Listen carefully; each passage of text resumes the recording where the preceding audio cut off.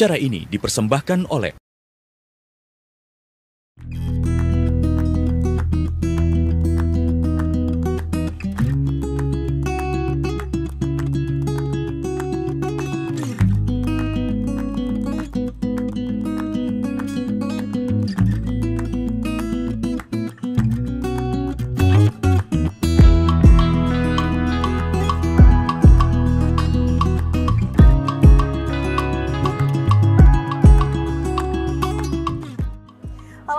pemirsa, berjumpa lagi bersama saya Komi Aprilia dalam acara Inspirasi Pagi.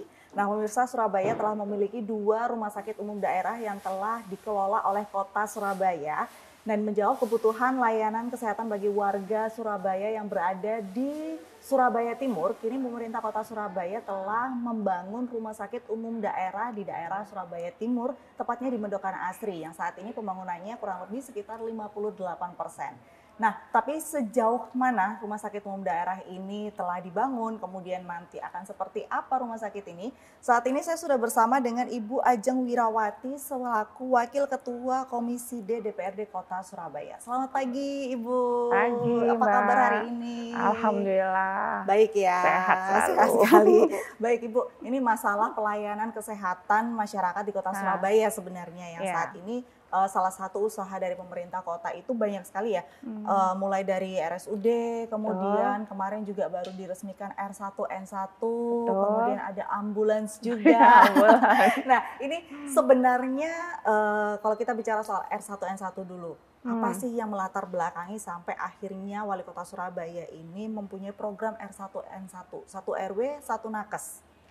Iya, jadi memang program ini sebenarnya adalah arahan juga dari pemerintah pusat, dari Bapak Presiden dan juga dari Kemenkes supaya memastikan terpenuhinya pelayanan preventif dan promotif. Bagaimana itu menjangkau, tidak hanya kita mempersiapkan fasilitas prasarana dan sarana untuk puskesmas atau rumah sakit, tapi bahkan bisa nakesnya itu bisa lebih cepat mengedukasi lewat preventif promotif langsung ke wilayah masing-masing. Karena itu alhamdulillah sebagai Kota Surabaya, kota terbesar di Indonesia ya, sehingga wajib supaya mempersiapkan 1 RW 1 nakes. Nah, memang ini kendalanya adalah pastinya khususnya untuk SDM.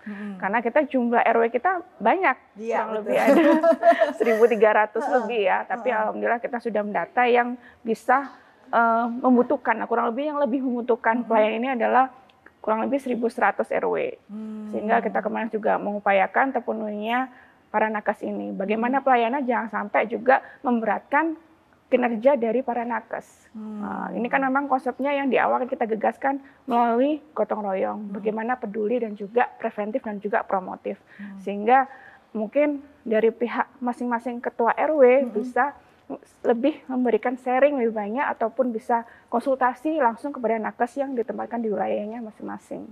Baik, nah kemudian mengenai 1 kelurahan 1 ambulans ini apakah juga ada hubungannya dengan R1N1 nih? Ya, untuk ambulan ini juga merupakan kebutuhan ya, kebutuhan yang mendesak di Kota Surabaya karena memang kita transportasinya masih banyak macet di mana-mana. Kemudian juga Kota Surabaya ini padat penduduk dari ujung sampai ujung, besar juga wilayahnya sehingga kita membutuhkan ambulan. Nah, untuk memotong suatu mungkin antrian di IGD, memotong juga mungkin pelayanan supaya orang-orang ini berobat juga lebih efisien waktunya. Dan juga ada orang yang banyak kebutuhan mengenai pengantaran jenazah. Alhamdulillah dengan APBD Kota Surabaya yang 10 triliun lebih, kita sudah bisa menganggarkan untuk 97 ambulan dan juga 15 ambulan untuk jenazah.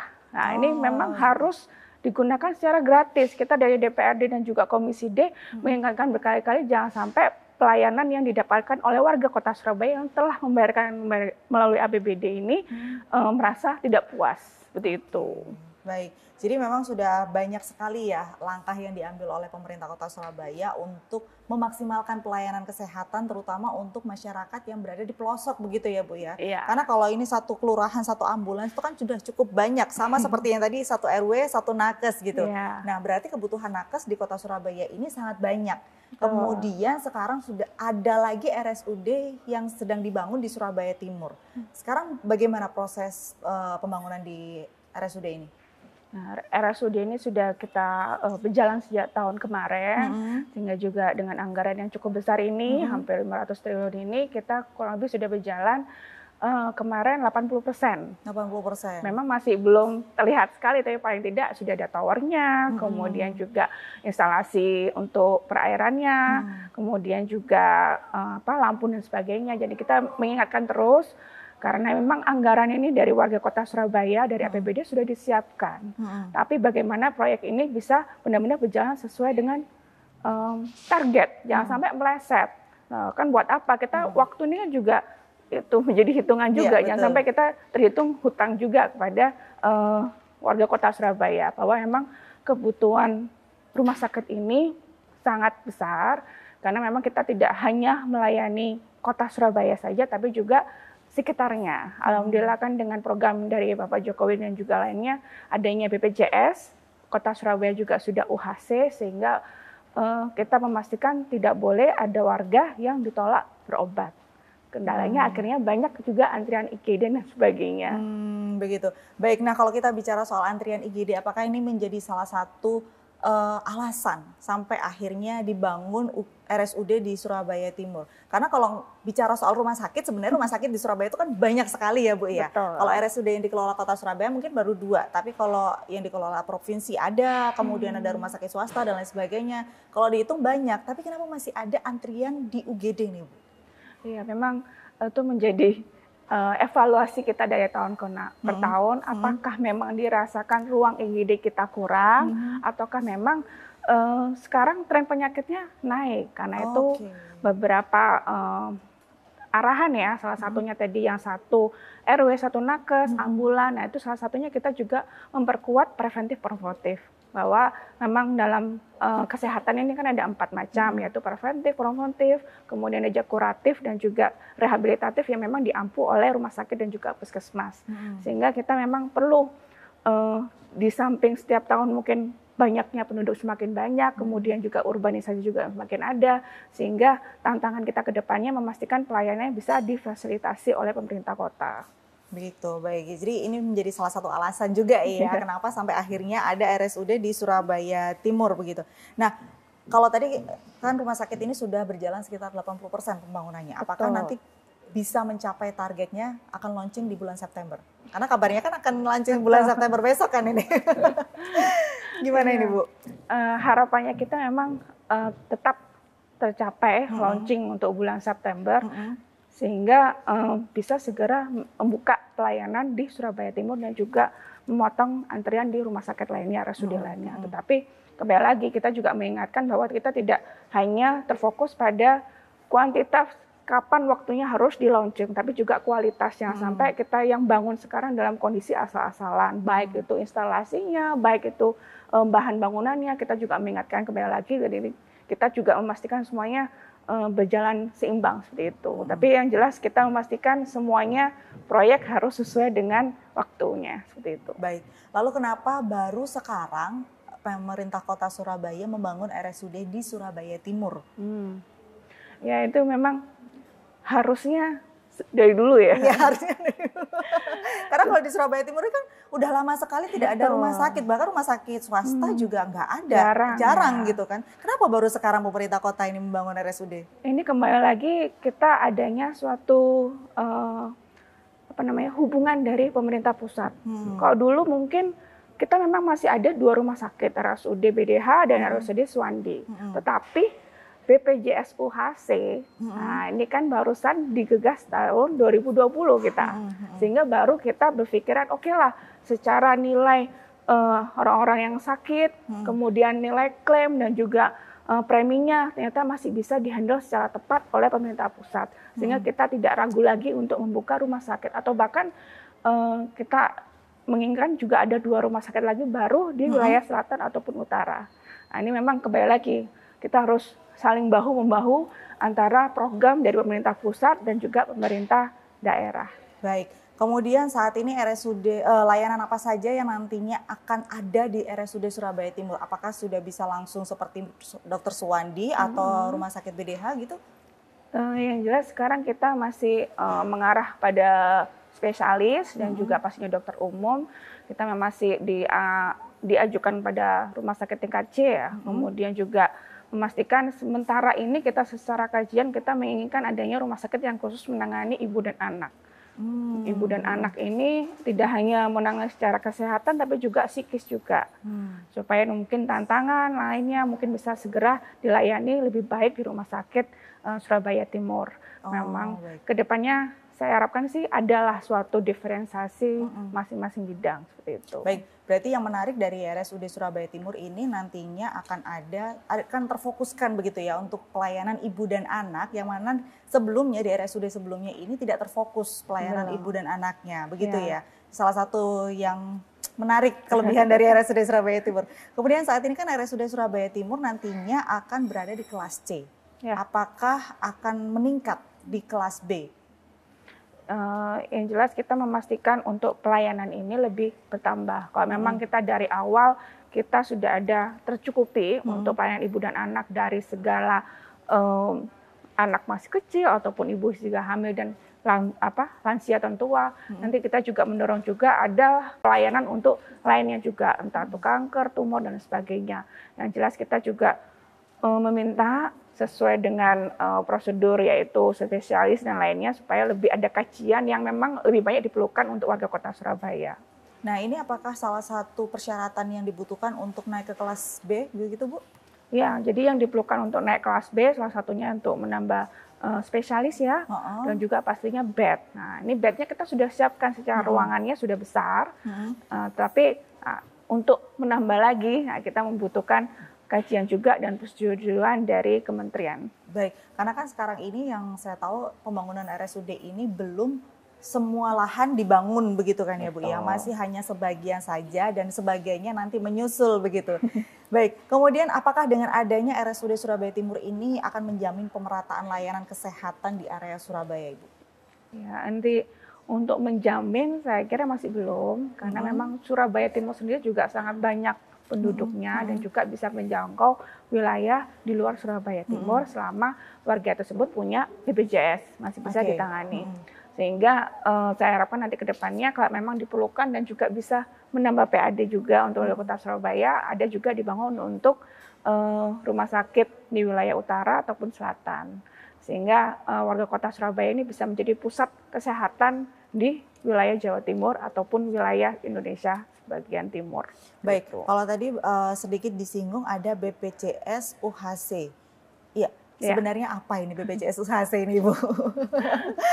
Ya, BPJS ini kan asuransi, istilahnya premi yang dibayarkan khusus untuk langsung diakomodir oleh badan dari Kementerian Kesehatan, salah satunya yaitu BPJS. Sehingga setiap bulan kita sudah menyetorkan dari APBD Kota Surabaya, ini anggaran dari warga Kota Surabaya, dari lainnya pajak dan sebagainya. Nah, ini langsung dibayarkan, nanti akan terintegrasi dengan vaskes-vaskes yang ada di Kota Surabaya, yaitu puskesmas. Nah, ini bagaimana nanti yang mereka yang membutuhkan pelayanan di preventif dan promotif, mereka bisa mengecek kesehatan di puskesmas. Pada saat warga Kota Surabaya ini sakit, mereka akan bisa langsung ke rumah sakit tanpa ditolak pengobatannya, tetapi harus dengan prosedur rumah sakit, sehingga nanti pembayarannya pun harus gratis. Oh gitu, kalau selama ini kan harus ada rujukan dulu dari puskesmas gitu kan ya. Nah, kalau sakit tetap harus ada rujukan, tapi kalau memang diarahkan ke rumah sakit, nah ini makanya kita harus mempersiapkan beberapa rumah sakit yang ada di Kota Surabaya ini harus siap seperti itu. Nanti klaimnya akan segera dibayarkan oleh BPJS. Baik, nah kemudian untuk isu dengan pemerataan kelas BPJS ini Bu, apakah tetap pemerintah memutuskan bahwa kelas di BPJS kelas 1, 2, 3 akan dihapus dan akhirnya sama semuanya begitu? Iya, kita kemarin meminta juga kepada rumah sakit daerah khususnya BDH dan Suwandi ataupun juga nantinya Surabaya Timur supaya nanti mempersiapkan kris ini supaya nanti benar-benar warga Kota Surabaya tidak terkendala untuk antrian rawat inap. Kalau memang kita sudah meminta kerjasama juga pada pihak-pihak swasta, khususnya rumah sakit swasta yang ada di Kota Surabaya untuk juga mempersiapkan adanya satu kelas untuk rawat inap. Begitu. Nah, kemudian ini ada kabar nih Bu ya, bahwa pemerintah Kota Surabaya menggelontorkan anggaran lebih dari 500 miliar per tahun untuk program berobat gratis bagi seluruh warga ber-KTP Surabaya. Apakah syaratnya hanya cukup ber-KTP Surabaya saja? Karena sampai sekarang banyak juga warga Surabaya yang belum memiliki BPJS begitu. Gimana ini Bu? Ya itu, kita kemarin juga menggagas anggaran ya kurang lebih 40 miliar per bulan untuk membayarkan ke BPJS supaya warga Kota Surabaya ini tidak ada tertolak untuk berobat. Nah, bagaimana bisa warga ini bisa merasakan fasilitas tersebut, yaitu bagaimana caranya mereka tertib administratif, yaitu mereka adalah tertib sebagai KTP warga Kota Surabaya. Kalau memang mereka mengecek ya di aplikasi JKN, mereka belum terdaftar tapi sudah punya KTP Surabaya, maka bisa mendaftarkan lewat kelurahan. Jika memang kondisi sakit, maka bisa dibantu oleh pihak puskesmas dalam rangka periksa ke puskesmas. Oh gitu, jadi meskipun belum mempunyai BPJS, asalkan mempunyai KTP Surabaya dan kondisinya pada saat itu sudah sakit begitu ya, bisa langsung berobat ke puskesmas dan pasti akan dibantu oleh puskesmas begitu? Iya, harus dibantu. Harus dibantu, ini salah satu layanan juga ya Bu ya. Kemudian apakah nakes di Surabaya ini cukup untuk memfasilitasi layanan kesehatan untuk warga Surabaya, karena kan sudah ada R1N1, kemudian ada satu kelurahan, satu ambulans, kemudian sekarang akan dibuka RSUD lagi gitu. Nakes di Surabaya ini sebenarnya cukup gak sih Bu untuk memenuhi semua kebutuhan ini? Ya, ini tantangan berat untuk warga Kota Surabaya, karena memang nakes ini yang sementara yang kita isi nantinya di Surabaya Timur pastinya kita bekerja sama dengan Rumah Sakit Suwandi dan juga BDH. Kedepannya kita juga tetap mengajukan kepada pemerintah pusat untuk mengalokasikan tenaga nakes. Dalam artian ini kita harus ada kuota yang sesuai dengan kebutuhan kita.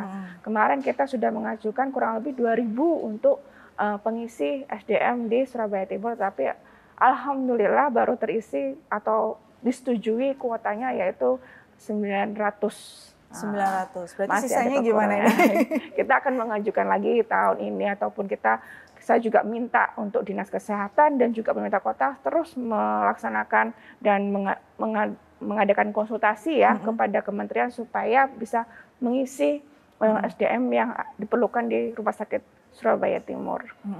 Baik, sebenarnya kalau kita bicara tentang pelayanan kesehatan masyarakat di Kota Surabaya Ibu ya, permasalahan yang paling sering dijumpai apa sih Bu? Ya, yang banyak sekali adalah warga memang masih belum sepenuhnya mengetahui. Jadi pemerintah kota ini harus meningkatkan sosialisasi. Mungkin BPJS ini kan memang untuk kesehatan, ada juga BPJS tenaga kerja, sehingga yang untuk kecelakaan, kemudian juga pada saat kondisi kerja, atau memang warga harus segera bisa mendaftarkan ke BPJS tenaga kerja. Nah ini memang masih banyak polemik juga. Kemudian untuk penanganan nakes ya ataupun ambulan. Nah ini kita juga mengingat kembali bahwa pemerintah kota harus segera melatih SDM-nya supaya tidak memberikan pelayanan buruk kepada warga. Jangan sampai ada pungli, jangan sampai ada pelayan tidak mengenakan. Jika perlu setiap ambulan ada nomor khususnya supaya jika memang ada kualitas yang buruk dan pelayanan akan segera dilaporkan ke siapapun, baik anggota dewan ataupun pemerintah kota langsung. Nah, kalau untuk nomor khusus ambulan ini kan setahu saya di Surabaya ada 112 itu. Iya. Itu masih berfungsi sampai sekarang, Bu? Iya, itu memang banyak juga kendala. Banyak yang kurang bisa menghubungi, terhubung. Nah, itu kita juga meminta ada nomor khusus lainnya supaya bisa mengampu pelayanan di ambulan. Tapi juga kembali lagi kita teruslah mendorong untuk pemerintah kota untuk memperbaiki fasilitas komunikasinya ya. 112 sudah sangat membumi ya di Kota Surabaya, tapi masih belum dikuatkan untuk pelayan call center-nya. Tapi sebenarnya masyarakat Surabaya ini mengerti nggak sih Bu, bagaimana caranya menghubungi ambulans gitu? Iya, 112 harusnya memfasilitasi, mengarahkan, oh ini kemana, ini apa, ini harusnya sudah bisa. Karena memang warga Kota Surabaya ini kan majemuk, banyak mungkin ternyata ini diperlukan hanya untuk konsultasi ke periksa. Ada juga langsung ke IGD. gitu. Saya yakin kita juga sebagai orang awam juga kurang tahu apa yang kita perlukan, sehingga 112 ini harus bisa memfasilitasi apa saja yang bisa diarahkan untuk warga Kota Surabaya. Baik, nah apakah nantinya akan ada kerjasama dengan perguruan tinggi untuk masalah nakes ini? Kan sekarang kan banyak ya Bu ya fakultas kedokteran yang baru lulus atau mungkin dokternya ini butuh tempat untuk praktek dan segala macam, ini bagaimana? Iya, yang jelas kita minta kemarin tidak hanya sekarang ya, pada saat kesehatan dalam sebelumnya ya, Balai Sinau pun juga pihak mahasiswa, pihak para akademisi juga bisa diikutkan sertakan sebagai memberikan pelayanan pada warga Kota Surabaya, sehingga kita mengingatkan kembali bahwa harus ada SOP yang jelas supaya tidak memberikan komen yang jelek kepada warga, baik untuk nakes, monggo lah, ayo kalau memang para adik-adik mungkin yang mau lulus ini ingin mengabdikan kepada warga, kita harus buka peluang selebar-lebarnya. Kita juga memastikan adik-adik nakes ini tidak ditempatkan di tempat yang jauh, kalau bisa di wilayah tempat tinggalnya masing-masing. Iya, tapi harus ada SOP-nya supaya tidak jadi bahan percobaan begitu ya. Karena kan pasti mindsetnya masyarakat ini barusan lulus, belum ada pengalaman atau kurang pengalaman dalam menangani pasien gitu. Nanti malah takutnya masyarakat ini, oh ini kan nakesnya baru lulus nih, takut nih kayak gitu.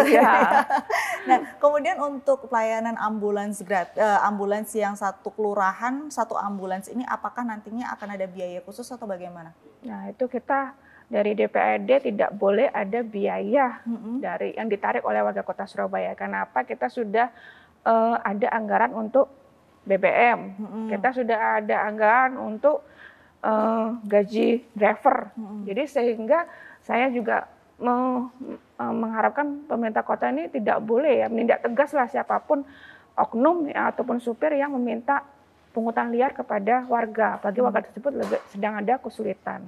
SOP yang sudah disiapkan yaitu 15 menit dalam waktu menjemput harus segera juga diikuti seperti itu. Jadi sehingga perlu adanya nomor lumbung khusus sehingga pelayanan ini bisa lebih maksimal, lebih terarah. Gitu. Jadi memang supaya membedakan begitu ya Bu ya, ambulans yang bantuan dari ambulans bantuan dari pemerintah dengan ambulans yang lainnya. Jadi kalau misalkan nanti ada ambulans yang menarik biaya, bisa langsung terdeteksi ini ambulans dari mana begitu. Nah, ini masukan juga untuk pemerintah kota supaya nanti akan menyediakan nomor khusus begitu ya Bu ya. Kemudian kira-kira apa saja sih Bu, kalau saat ini kan pemerintah sebenarnya sudah melakukan banyak sekali langkah ya untuk memaksimalkan pelayanan kesehatan di Kota Surabaya. Dari sekian banyak langkah yang telah dilakukan oleh pemerintah kota, yang menurut Ibu Ajeng sendiri kurang atau belum dilakukan oleh pemerintah Kota Surabaya dalam melayani kesehatan ini apa? Ya, kalau untuk fasilitas, alhamdulillah kita sudah banyak untuk anggaran ya, baik itu ambulan, baik itu juga rumah sakit, tapi kita harapannya saya ini ke depan lebih ada gerak nyata untuk periksa kesehatan gratis, begitu. Jadi mereka bisa memeriksakan baik preventif-preventifnya lebih dekat. Tidak perlulah antri lama-lama di puskesmas, merasakan sakit dulu baru boleh konsultasi ke dokter. Kalau perlu segera ada periksa gratis di setiap RW, setiap kampung, sehingga mereka juga bisa bebas mengetahui dokter ini benar-benar turun ke warga ya, mengetahui mungkin ini hipertensi ataupun diabetes ataupun lainnya yang memang dirasa bisa ada pencegahannya lebih dini. Kemudian juga dari pihak dinas lainnya ya, dinas pendidikan, kemudian juga dinas pemberdayaan perempuan dan anak. Nah, ini kita juga bisa lebih banyak menyampaikan mengenai pentingnya kita menjaga kesehatan reproduksi. Nanti ke depannya bagaimana anak-anak ini tidak terjun ke selainnya tuh dunia lebih bebas seperti itu. Bagaimana bisa menjaga kesehatan di tengah gempuran digital. Saya harapkan mereka lebih turun ke wilayah pendidikan ataupun sekolah. Begitu ya. Jadi memang harus banyak sekali. Masih ada langkah-langkah yang harus dikerjakan oleh pemerintah kota, terutama terjun langsung ke masyarakat begitu ya Bu ya. Langsung ke RW-nya supaya masyarakat bisa lebih lebih mawas diri bahwa ternyata saya ini sedang sakit, jadi jangan sampai nunggu sudah kritis begitu baru berangkat ke rumah sakit. Baik, kalau gitu ada lagi yang mau disampaikan Ibu untuk pemerintah Kota Surabaya tentang pelayanan kesehatan masyarakat? Iya, saya harapkan nanti pemerintah Kota Surabaya bisa memfasilitasi pelayanan ini dengan semaksimal mungkin dan juga tanpa ada pungutan, baik itu dari periksanya, tanpa harus konsultasi dulu ataupun menunggu jam konsultasi ke puskesmas. Saya harapkan juga nanti ke depannya satu RW, satu nakes ini juga bisa lebih berjalan sesuai dengan yang kita promosikan. Kemudian juga ambulan, saya harapkan nanti benar-benar tidak ada pungutan, dan juga bisa terfasilitasi secara gratis, dan juga baiknya ada nomor lumbung yang memang diterapkan untuk mengatasi kualitas dari pelayanan. Kemudian untuk berikutnya ya rumah sakit ke depannya saya harapkan juga ada benar-benar dibangun untuk rumah sakit umum daerah ya di 2 wilayah tersebut. Gitu. Baik Ibu, pertanyaan terakhir dari saya ini, apakah nantinya ada aplikasi yang bisa mewadahi masyarakat ini untuk pelayanan kesehatan begitu Bu? Aplikasi yang sementara ini BPJS kita sudah ada dari JKN, tapi memang banyak media sosial juga yang tidak hanya kita mengecek kesehatan ataupun memberikan edukasi mengenai kesehatan. Dari Kota Surabaya ini juga ingin sejak dahulu ya dari DPRD Kota Surabaya ingin adanya rekam medis benar-benar untuk warga Kota Surabaya. Jadi KTP ataupun KIA anak ini harus ada mencantumkan vaksinasi, kemudian juga imunisasinya harus sudah ada didetek. Iya, gitu. itu yang belum ada di Surabaya, Bu ya. Jadi kalau misalkan mau berobat ini harus mencari dulu rekam medisnya, begitu. Baik, semoga nanti ke depannya pemerintah Kota Surabaya bisa lebih baik lagi dalam memberikan pelayanan kesehatan untuk masyarakat di Kota Surabaya. Terima kasih Bu Ajeng atas waktunya. Kita bertemu lagi dan itulah tadi pemirsa perjumpaan saya dan juga obrolan saya dengan Ibu Ajeng tentang layanan kesehatan di Kota Surabaya. Semoga kedepannya pemerintah Kota Surabaya bisa lebih baik lagi melayani kesehatan masyarakat di Kota Surabaya, terutama masyarakat yang ada di pelosok. Karena sudah ada R1, N1, sudah ada satu kelurahan, satu ambulans, dan saat ini juga sedang ada pembangunan RSUD di Surabaya Timur. Baik, terima kasih Ibu. Semoga hari-hari menyenangkan dan terima kasih. Wassalamualaikum warahmatullahi wabarakatuh. Sampai jumpa. Waalaikumsalam.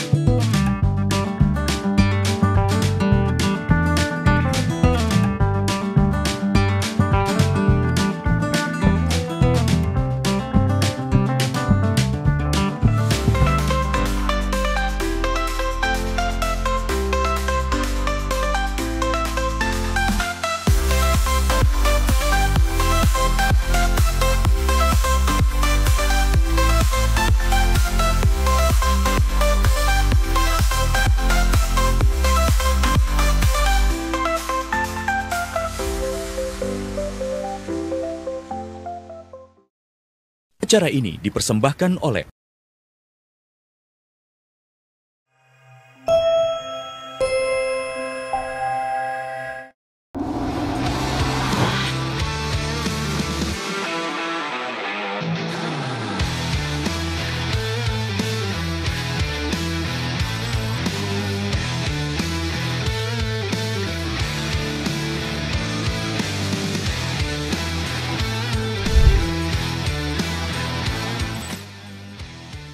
Kabar Arena Pagi, setiap hari pukul 6 waktu Indonesia Barat.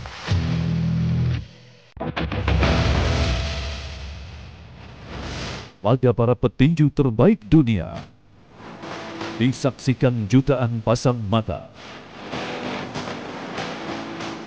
Menyajikan kelas bertanding yang berbeda.